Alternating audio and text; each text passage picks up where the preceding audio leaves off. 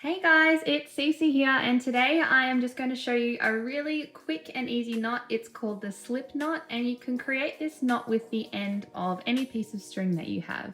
So to create the slip knot, all you need to do is grab one end and then create a loop like so.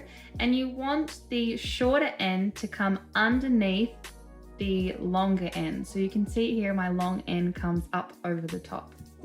Then I'm just going to grab my fingers and place the two fingers through the loop and then grab onto that longer cord like so. Then I'm going to pull the long cord through that loop and pull on the loop and the shorter bit of cord at the same time until they tighten like so. And that is your slip knot. Now the great thing about the slip knot is that you can adjust the size of the loop when you're finished. So you don't have to be too fussy on how big you make the loop. You can always fix it later. Let me show you again with the other end just one more time.